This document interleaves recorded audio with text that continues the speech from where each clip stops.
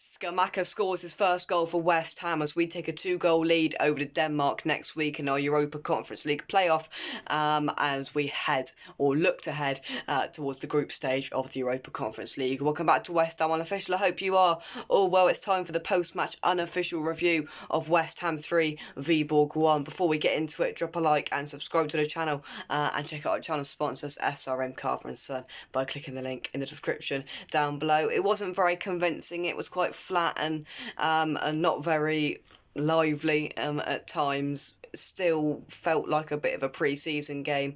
Not much intensity, but at the end of the day, we've got the job done. The intensity and overall quality of football will have to improve against Brighton on Sunday. Otherwise, we're just not going to pick up any points. But I'm sure the team and David Moyes will be aware of that. Before we get into it, let's go through the goals then. So in the 23rd minute, Gianluca Scamacca opened his account of goals for West Ham United. The ball came in from Maxwell Cornet and Gianluca Scamacca put his head on it and it went straight in to the bottom right hand corner. So make it 1-0 to West Ham.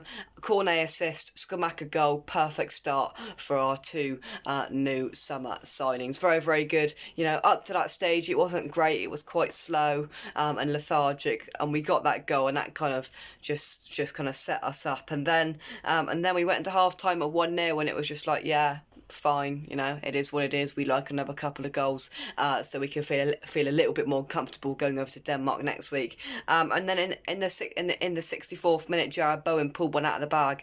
He got it outside of the box. He drilled it straight into that bottom corner. It was so in that corner, like it couldn't have got any more in that corner. What a finish, what a goal. And that was Jared Bowen back to his best, and he went like that as he celebrated, shushing those haters as well. So hopefully he can get back to his best now, and that starts on Sunday against Brighton. A very, very good finish and good goal from Jared Bowen to open his account for the season. And then just 5 minutes later, Viborg got a goal back, and all of a sudden it was 2-1, and then there was just a little bit of ooh, and it wasn't a great goal to concede. I think it came from either a cross or a set piece. It was like kind of Kehra and Sufal, and they both kind of missed it, and it was just headed back from the back post into the far corner for what it was. And it was 2-1. It was a good header, and all of a sudden there was a bit of belief in the Viborg camp, I think. And then we kind of shut it down from Said Benrahma, who got the ball down that left-hand side, and he ran goalwards right across the touchline, pulled it back,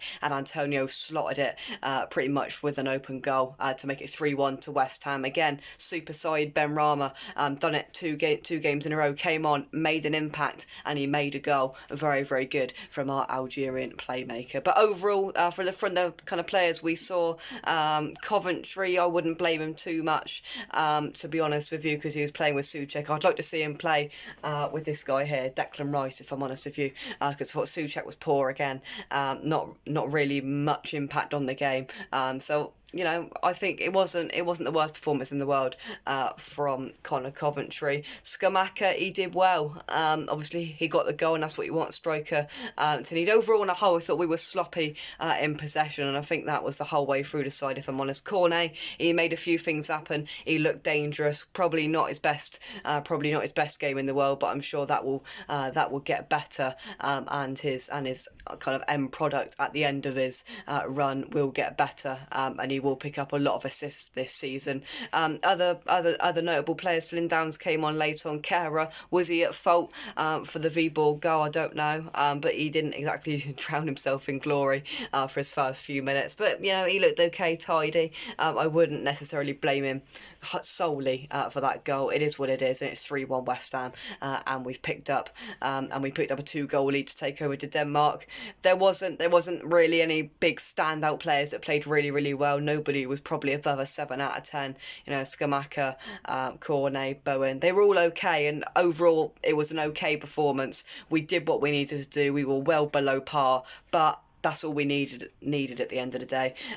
they were good, Viborg, and I think they'll feel a little bit hard done by to go back to Denmark with a 3-1 loss, because they were better than that today, to be honest, and we probably didn't deserve to score 3 goals, but we did. We had that little bit better end product. They just didn't have that, and we had it. A little bit of quality showed 3 times, and we scored 3 goals. They only scored 1 at the end of the day. It is what it is. We move on to Brighton on Sunday. A bit of momentum now. You know, we've won a game at the London Stadium for the first time in 6 in all competitions. Hopefully that can run into the game against Brighton on Sunday. Then we can get the job done over in Denmark, and we can be in the Conference League group stages, the proper stuff. But yeah, thanks for watching. It wasn't the best performance for West Ham, but we did what we needed to do and got the job done. Thanks for watching. Drop a like on the video, subscribe to the channel, and I'll catch you soon right here on West Ham Unofficial. Bye bye.